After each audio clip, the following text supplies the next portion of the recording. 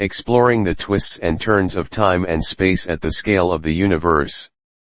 The book The Universe in a Nutshell, The Mysteries of Time and Space has had a significant impact on both readers and the scientific community. Since Stephen Hawking is a brilliant scientist and author, this book has been a huge success in popularizing science.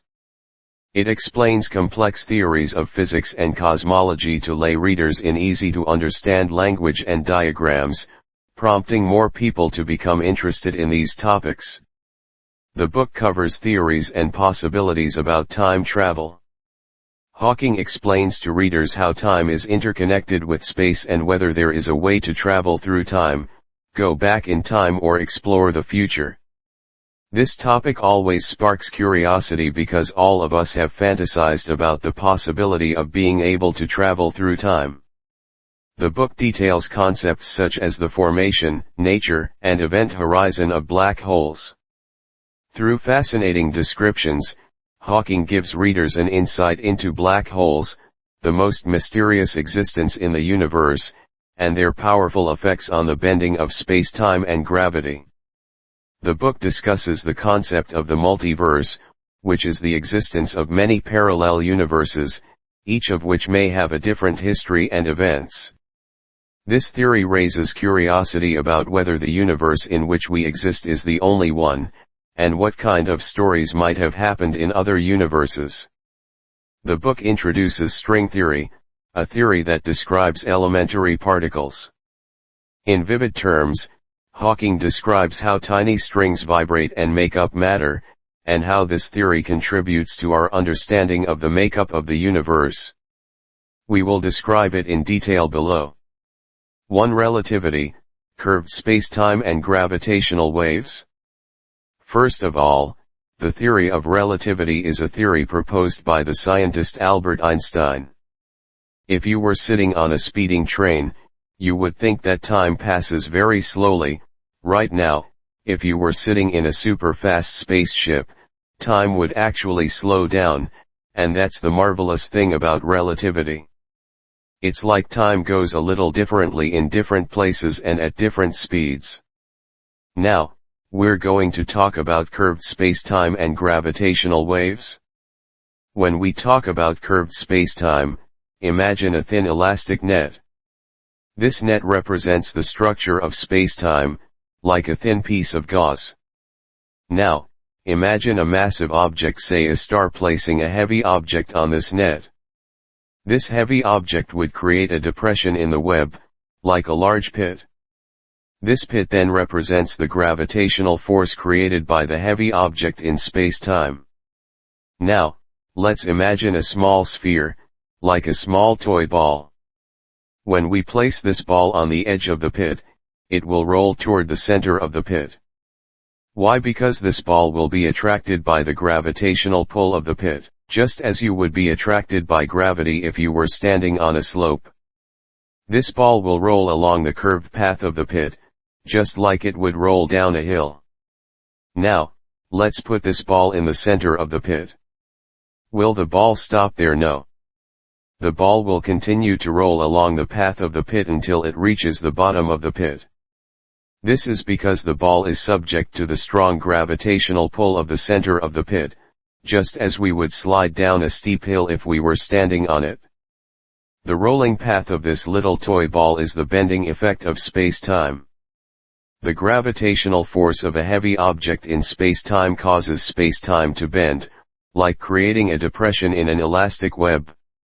Other objects are affected by this depression and move along the curved path, just as the toy ball rolls on the path of the pit.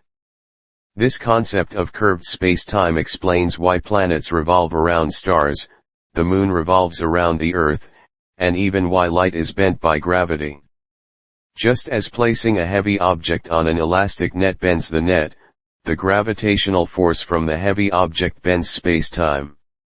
This is a very strange and interesting concept that helps us understand gravity and motion in the universe.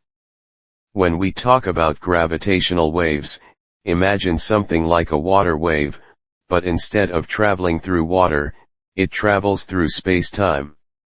Imagine that when you throw a rock in water, It creates a circle of ripples that spread outward from the location of the rock. Gravitational waves are like ripples in the universe, caused by significant events that propagate outward. Let's look at an example. Imagine a pair of very heavy stars, say two massive black holes, that are spinning around each other. When these two black holes orbit fast enough, they can twist and squeeze space-time like two giant balls. Just like when you pull on an elastic web with your hand, the pair of black holes will twist and squeeze space-time. When the black holes wrap around fast enough, this twisting and squeezing spreads outward like ripples, which are called gravitational waves. These gravitational waves travel like water waves to all corners of the universe, carrying information about the rotation of the black hole. Scientists have built many devices to detect gravitational waves, one famous one being the Laser Interferometric Gravitational Wave Observatory LIGO. When a gravitational wave passes through LIGO, it causes small changes in the laser beam that scientists can observe to detect and study gravitational waves. By studying gravitational waves, scientists can better understand major events in the universe, such as black hole mergers and star explosions. Gravitational waves are like communicators in the universe. They carry information about what is happening in the universe and help us unravel the mysteries of the universe. So, relativity and gravity tell us marvelous stories about time, space and how objects interact. 2. Quantum mechanics and elementary particles. First, let's talk about quantum mechanics. Imagine you have a box with a bunch of tiny balls in it, and these balls are like little things in the microcosm. Quantum mechanics is a science that helps us understand the behavior of these tiny particles. These particles sometimes behave strangely, unlike the things we see in everyday life. Next, let's look at elementary particles.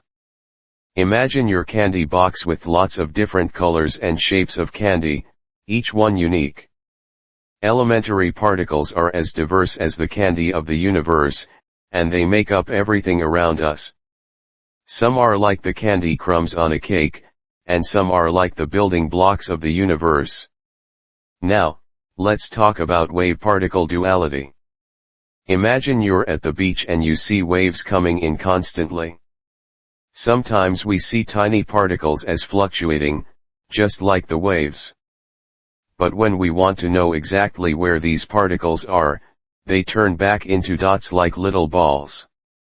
This is wave-particle duality, sometimes like waves, sometimes like particles. Finally, let's talk about the principle of inability to measure. It's like when you want to know the speed and position of the blob in your box, but when you try to measure one of the properties, the other gets fuzzy. It's like if you shine a flashlight on an object in the dark, you can see where it is, but you wouldn't know what color it is. This is the principle of immeasurability, a way of telling us that there are times when we can't accurately know two properties of something at the same time. So, quantum mechanics and elementary particles are stories about the tiny world. They tell us that the microscopic world is so amazing even when we can't see it. 3. Black holes and singularities. Black holes are very mysterious objects in the universe and can be visualized as a very large and very heavy vacuum cleaner. When an object like a star burns up its fuel, it collapses together and becomes very small and very dense, like when you crumple up a ball of paper into a tiny ball. This tiny ball becomes very heavy, unimaginably heavy. Its gravity becomes so strong that it attracts everything around it like a vacuum cleaner.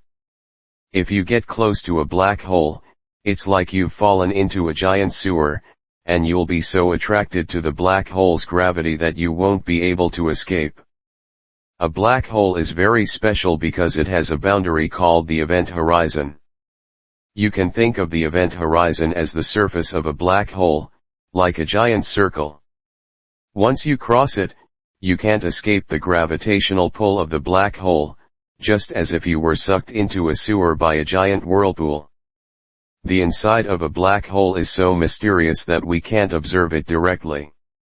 According to Stephen Hawking's research, there is a place inside a black hole called a singularity. The singularity is a very special place that is so infinitely dense that space and time become very strange. We can't understand the specifics of the singularity because our theories of physics fail there. Black holes and singularities are among the most mysterious things in the universe. Their existence challenges our understanding of the universe. 4. Space-time curvature and cosmology. Space-time curvature is a somewhat abstract but interesting concept, so let's explore it together. First, we need to know what space-time is. You can think of space-time as a big cake that contains the entire universe. This cake has 4 dimensions: length, width, height, and time. Just as you need to measure dimensions when you make a cake, scientists use math to measure space-time. Now, imagine you put a large ball on a cake. This ball creates a depression in the surface of the cake, like a small pit. This depression represents the curvature of space-time. If you put a car in the depression, it will roll along the path of the depression as if it were rolling down a hill. The depression represents the gravitational force created by the weight in space-time, which bends space-time. Just as a cake bends, so space-time is bent by the gravitational pull of the heavy object. Other objects are affected by this curvature and they move along the curved path. Space-time curvature is one such effect. The gravitational pull of a heavy object in space-time causes space-time to bend, like creating a depression in a cake. Other objects are affected by this depression and move along the curved path, like a small ball rolling along the path of the depression. Next, let's talk about the cosmological model and the Big Bang theory. A long time ago, the universe didn't exist. It was like a blank canvas with nothing on it. But at some point, everything changed. It was like a giant firework bursting into color in the dark night sky. The Big Bang theory described by Stephen Hawking tells us that the universe began in a very tiny, very hot, very dense state.